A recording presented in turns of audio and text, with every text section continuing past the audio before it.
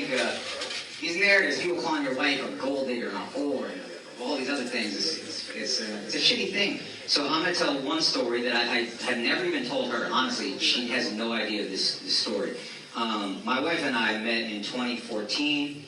I was not making much money. I was getting $25 a night doing stand-up. I was on MTV shows that paid dog shit money.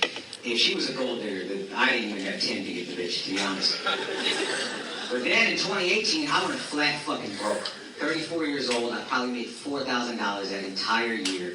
And we couldn't even afford the living room we lived in New York City. We had to move out of that apartment and move to New Jersey.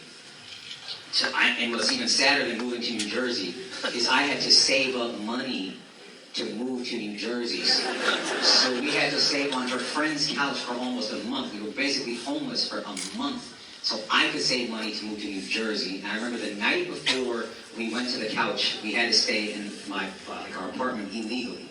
We were supposed to have been out by like 12 p.m. We moved everything out, but we didn't have a place to stay, so we had to stay there that night. It was just me and her sleeping on a hardwood floor. I'm 34 years old. She's 25 years old. I'm looking at this girl like, man, you could go be with an Indian who's a doctor, like a real Indian. You're a beautiful girl. You have so much ahead of you. Me, I don't know what my life is going to be. I'm 34. I'm fucking broke. This dream might not ever happen, but I'm too fucking moronic to quit. And I have nothing to give her. It's just a light jacket. It's like October. We have nothing. So I hand her the jacket, and then she said, what's this for? I said, you can use that as a pillow. And then she goes, well, what are you going to use? And I said, I'll figure it out. She handed me back the jacket. She goes, you take this. And then she laid with her head on my chest and her arm around me the entire night. And I remember thinking in that moment, this is why I haven't shared this with her, because I remember thinking, I don't know if I'm going to be able to marry this girl because I'm so broke and I'm in such a bad place and it's a dark fucking time in my life. But I know I will never find a girl that loves me this much ever again. And I will never find a girl who rides for me this hard ever again.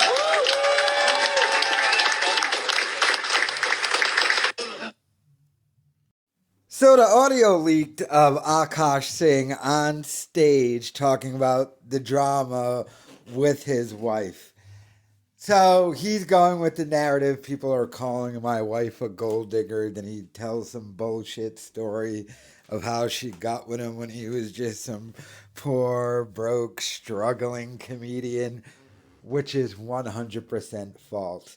You have to understand something about the vast majority of stand-up comedians and the vast, vast, vast majority of the Rogan sphere stand-up comedians. These are just all rich kids. Nearly all of them. Not every single one of them, but nearly all of them. You kind of have to be. What other job can you do for a decade and make no money at? Who can do open mic gigs across the country for $20 unless you got mommy and daddy paying your bills? So he wasn't broke. The podcast was pretty much already successful at that point. Yeah, she didn't meet you when you were broke, dude. But that's what these rich kid comedians do. Like Whitney Cummings will be like, oh, I grew up poor. Your dad was an investment banker, and your sister, who's insane and does yoga and never had a real job, somehow lives in an amazing house in Los Angeles. Like Brendan Schaub's dad was a CEO of a .com that was sold for hundreds of millions in the 80s. Brian Callen's dad, of course, Segura, Burt Schultz. His mom is rich and his dad is rich. Like, they're all just little rich kids. So don't let this, we were poor and broken. We were on our friend's couch in Jersey. Their friend probably had an amazing apartment in Jersey, and they were on a $500,000 couch or something. So this whole thing, but your wife herself kind of admitted to being a gold digger in her own TikTok video when she made didn't want to be a consultant, then she met you, and now she doesn't have to work anymore. So he needs to drop the facade, and that's not the main problem. I mean, some people are accusing your wife of being a gold digger, but she's not that into you. You lied about her being a virgin, or you didn't know. She's humiliating you. You look like a joke, and you are holier than thou, trashing other people, talking about your relationship when your chick's not into you and she's only using you for money and she's destroying your career, so much so you have to address it on stage during one of your stand-up gigs, and you're ruining your stand-up. We have the reviews from people who were here. I made the video about it. They were like, whoa, that was weird and awkward. And the podcast, the thing that's the main moneymaker, because you're only selling tickets because of that podcast, that's in peril because your co-host can't address anything until you get there. And I'm pretty sure you're going to put limits on what they can say. You're going to be like, yeah, you can make fun of me, but don't make fun of her. Like, you should know there's a red flag when your chick is trying to get famous on her own and off of your fame. Your chick is trying to become a TikTok star. That is not a good sign. If your chick is trying to make it in show business or be an influencer, run, dude. You need to run. Because the second she gets any notoriety or makes it, she's going to dump your ass in 2 seconds. Keep her off to the side. Be like, no more podcasting for you. No more TikTok. I mean, what do you want? Why don't you go be a teacher or something? Work with blind kids, lepers or something.